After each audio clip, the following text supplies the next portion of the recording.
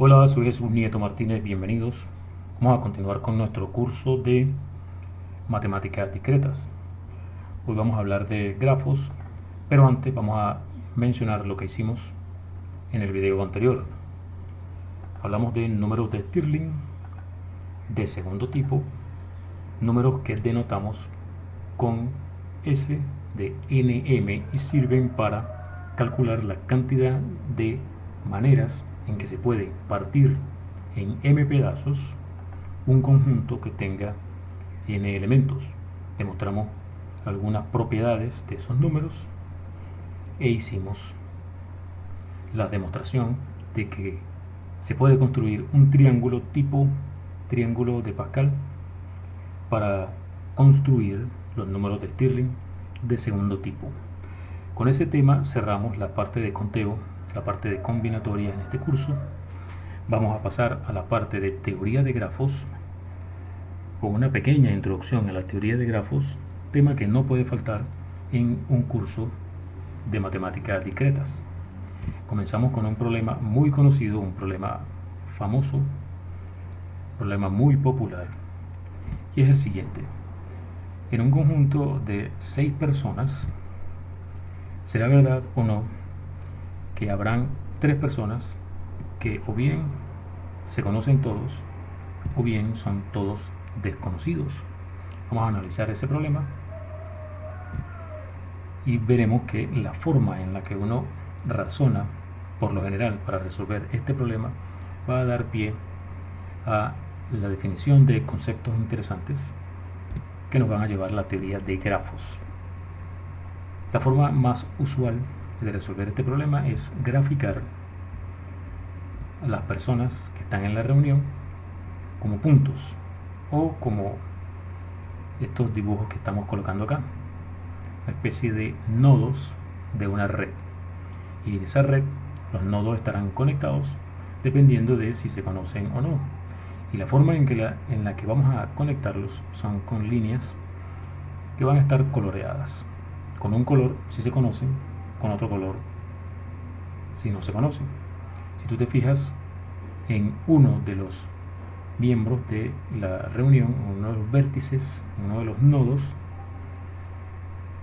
los demás que quedan serían 5. Entonces, como ese número es impar, habrá las conexiones, habrán 3 que son de un color, por lo menos. Supongamos que son 3 del color azul, y supongamos que azul significa que se conocen. El razonamiento es igual si yo pienso que hay 3 que no conocen a este vértice, a esta persona. El razonamiento es igual. Lo cierto es que va a haber 3 líneas que salen de A y tienen el mismo color. Puede ser azul, puede ser rojo, si pensamos en azul como que se conocen, rojo como que no se conocen. Entonces podemos suponer que A conoce a estos 3. Conoce a B, conoce a C y conoce a D. Si B conoce a C, entonces tendríamos un lado, otra línea azul, y entonces este conjunto de 3 personas se conocen entre sí y estaría resuelto el problema. Por lo tanto, hay que pensar en lo que sucede si no se conocen, es decir, si es rojo. De igual forma, con C y D. Supongamos que C y D no se conocen, porque si se conocieran ya tendríamos otra vez el conjunto de 3 y estaría resuelto el problema. Ahora, una vez que llegamos a este punto, está claro que si comparamos B con D, ya tenemos la respuesta al problema, porque si B y D se conocen sería azul, con lo cual tendríamos este triángulo, es decir, estas 3 personas que se conocen mutuamente, y si B y D no se conocen, entonces sería rojo, y en ese caso el conjunto BCD serían 3 personas que no se conocen mutuamente. Así que la respuesta a esa pregunta es sí. En todo conjunto de 6 personas hay o bien 3 personas que se conocen o bien 3 personas que son mutuamente desconocidas. Entonces, pensando en el razonamiento que utilizamos, esa técnica de hacer un dibujito, de hacer un gráfico, nos va a llevar al concepto de grafo. Un grafo está formado por un par de conjuntos, un conjunto que vamos a llamar B y un conjunto que vamos a llamar L. B es el conjunto de los vértices y L es el conjunto de los lados o aristas de ese grafo. Está formado por pares no ordenados de vértices. Esta notación, este conjunto, quiere decir el conjunto de todos los subconjuntos de B que tienen dos elementos, es decir, pares no ordenados. El conjunto de los pares ordenados simplemente es el producto cartesiano, entonces esa notación no es la que usamos aquí, sino con corchetes, y aquí colocamos un 2. Esto quiere decir todas las parejas de vértices que están no ordenadas, no nos interesa el orden, es decir, conjuntos de tamaño 2. Entonces es el conjunto que llamamos conjunto de lados o conjunto de aristas. Veamos unos ejemplos. Supongamos que el conjunto de vértices está identificado con los números del 1 al 5 y aquí hay un ejemplo de posibles lados: 1, 2, 1, 4, 2, 5, etc. Así como está aquí, no es muy informativo, pero si lo graficamos, así como hicimos al resolver aquel problema con el que comenzamos, dibujamos los vértices de esta forma y los lados los dibujamos como líneas. 1, 2 se representa mediante esta línea, 1, 4 se representa mediante esta línea, 2, 5, 3, 4 y 4, 5. Esto que está acá es una representación que podemos explotar mejor que esta forma de definirlo. Entonces esto que está aquí es el gráfico. Por cierto, grafo y gráfico se dice de la misma forma, es decir, se usa la misma palabra en inglés. Graph significa gráfico, pero nosotros en español, castellano, le decimos grafo. Pero bueno, la mejor forma de utilizar los grafos es la forma gráfica. Un grafo muy famoso, muy conocido, es el llamado grafo de colaboración. El conjunto de vértices es el conjunto de todos los autores de artículos de investigación en matemática, artículos publicados en revistas arbitradas. Vamos a decir que el autor A y el autor B forman un lado si es que ellos han publicado juntos algún artículo en una revista especializada. Aquí hay un grafo cortesía de Fanchon, Graham y Lincoln Liu de un pedacito, pequeño pedacito, de ese gigantesco grafo de colaboración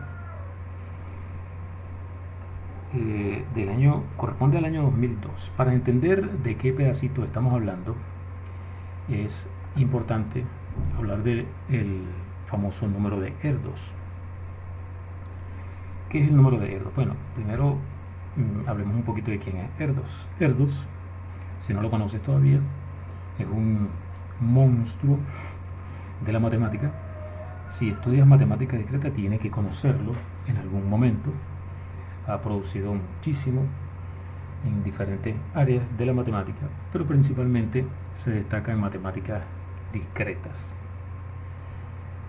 Ha publicado con más de 500 coautores, así que a partir de Paul Erdos se construye un árbol. Ese árbol de colaboración se define un número, que es el número de Erdos. Tú vas a tener el número de Erdos 1 si es que tú publicaste un artículo con Erdos. Vas a tener un número de Erdos 2 si publicaste con alguien que publicó un artículo con Erdos, y así sucesivamente. Por ejemplo, vamos a hacer un minúsculo pedacito de ese árbol de colaboración comenzando con Paul Erdos, y tenemos aquí un par de colaboradores de Erdos: Menachem Majidor y Andreas Blass. Ambos tienen publicaciones en conjunto con Paul Erdos, así que su número de Erdos es 1. Tanto el de Magidor como el de Andreas Blas es 1.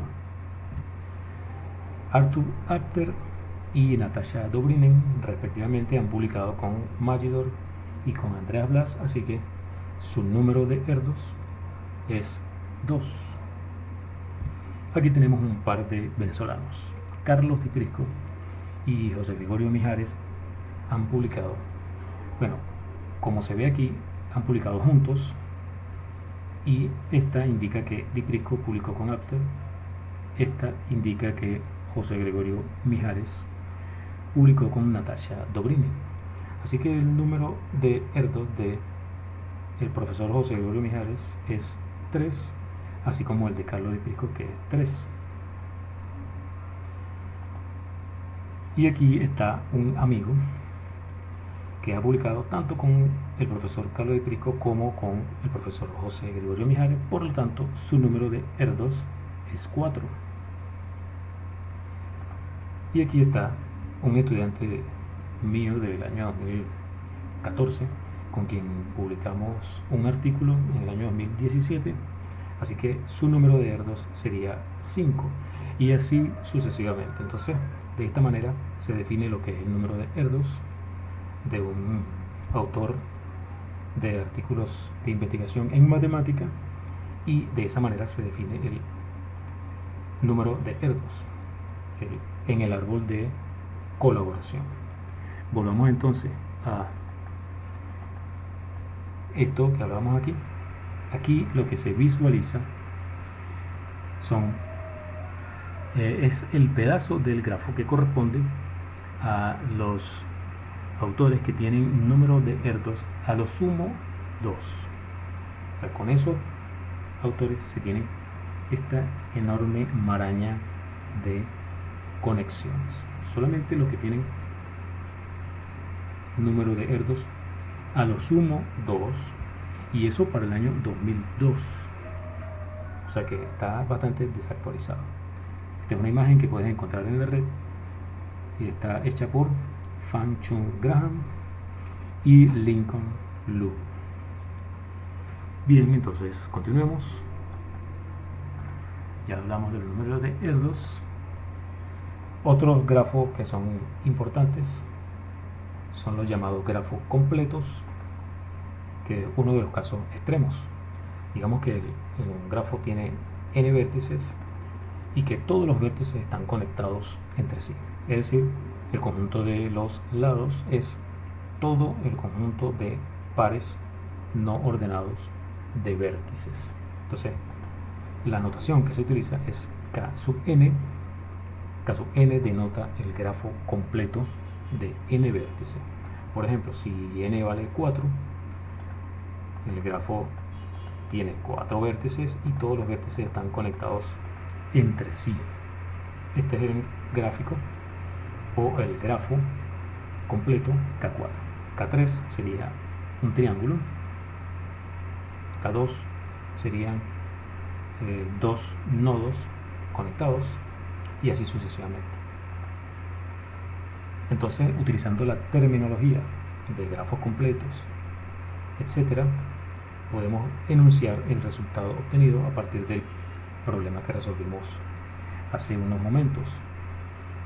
Si tú coloreas todos los lados del grafo completo K6 usando dos colores, independientemente de la forma en que lo hagas, habrá un triángulo, o sea, un K3, una copia de K3, cuyos lados tienen todos el mismo color, es decir, una copia de K3 monocromática.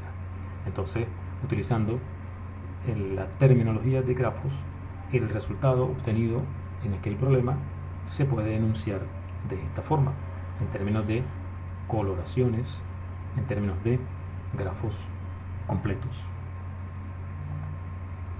Como ejercicio, es interesante que intentes verificar, no es muy difícil, de hecho es demasiado sencillo, que si yo cambio K6 por K5, entonces el enunciado es falso. Es decir, se puede colorear los lados del grafo completo K5 usando dos colores, y de manera que no quede ningún triángulo cuyos lados tengan el mismo color. El enunciado no vale si yo cambio aquí este 6 por un 5. Ok, ¿qué queremos decir con copia? Al decir copia monocromática en el enunciado anterior. Bueno, cada vez que uno define una estructura matemática, debe definir lo que es isomorfismo de esas estructuras. Vamos a decir que el grafo G1 y el grafo G2 son isomorfos si hay una función entre sus vértices que es biyectiva y que envía lados del primer grafo en lados del segundo grafo y viceversa. Si hay vértices que están conectados en el segundo grafo, sus preimágenes también tienen que estar conectadas en el primer grafo. Es decir, f de x, f de y es un lado en G2 si y solo si xy es un lado en G1. Esa es la definición de isomorfismo de grafos. Ejemplos de grafos que son isomorfos. Bueno, estos dos.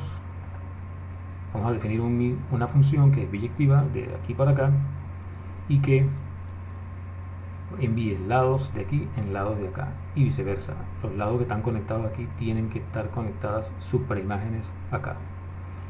Si enviamos el 1 a A, podemos enviar el 2 a B, porque 1 y 2 están conectados, A y B están conectados. Así que hasta aquí vamos bien.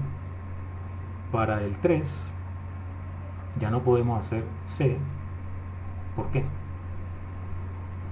Ya vamos a verlo. Vamos a colocar D más bien, ¿no? El 3 lo mandamos a D. ¿Por qué? Bueno, porque el 3 y el 2 están conectados aquí. D y B están conectados aquí. El 3 y el 1 no están conectados aquí. D y A no están conectados aquí. Si lo hubiésemos hecho con C, ¿qué habría pasado?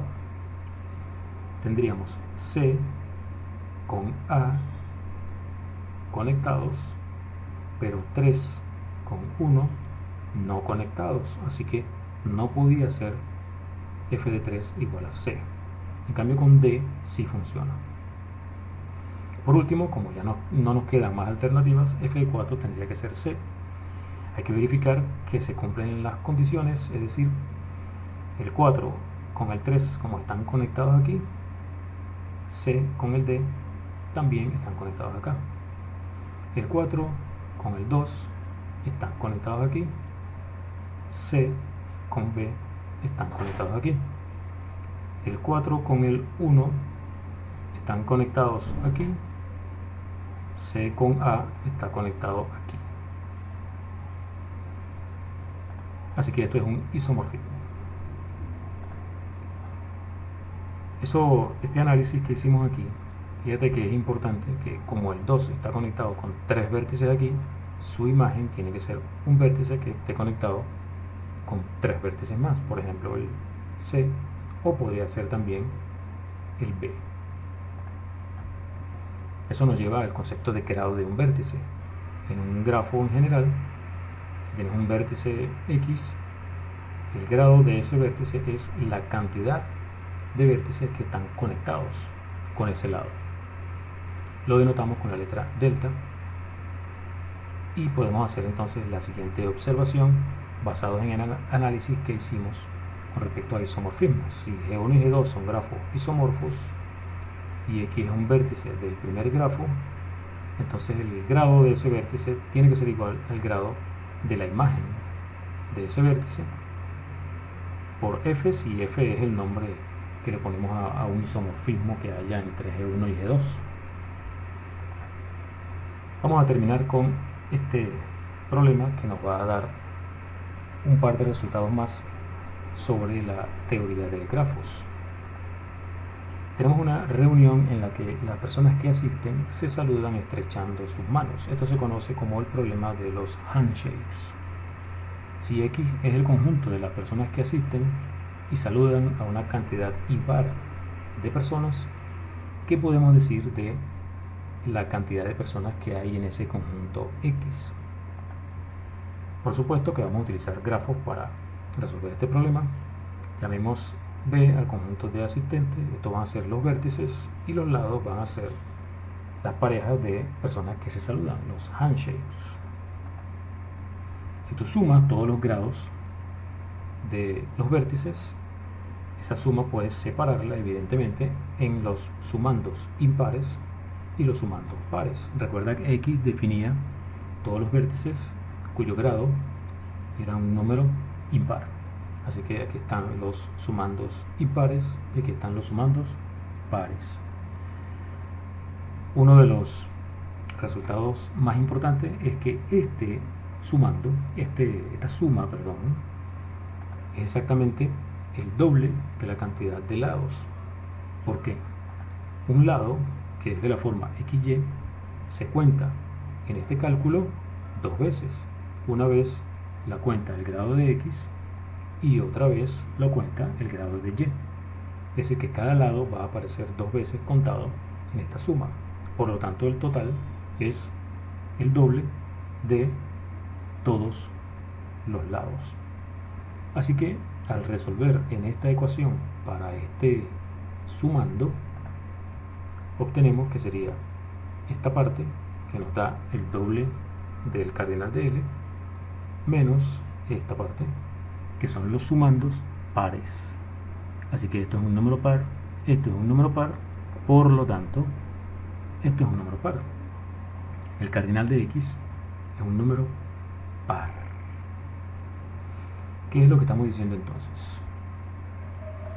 En toda reunión que la gente se salude utilizando handshakes, si tú llamas X a la cantidad de personas que saludan a un número par de asistentes a la reunión, entonces el cardinal de X es un número par. Eso traducido a el lenguaje de la teoría de grafos se puede escribir de esta forma. Dado un grafo, aquí coloco entre paréntesis finito porque los conjuntos de vértices y de lados que estamos considerando son finitos. No nos interesan los grafos infinitos, aunque eso es un tema de estudio en diferentes áreas de la matemática. Aquí en este curso solo nos interesan los grafos finitos. Dado un grafo finito, entonces este resultado es válido en general. Si tú sumas los grados de los vértices, el resultado que obtienes es el doble de la cantidad de lados. Y también el segundo resultado es: hay una cantidad par de vértices que tienen grado impar. Este par de resultados es muy importante a pesar de lo sencillo, de lo simple que te puede parecer. Es muy importante, lo vamos a utilizar para obtener resultados posteriormente.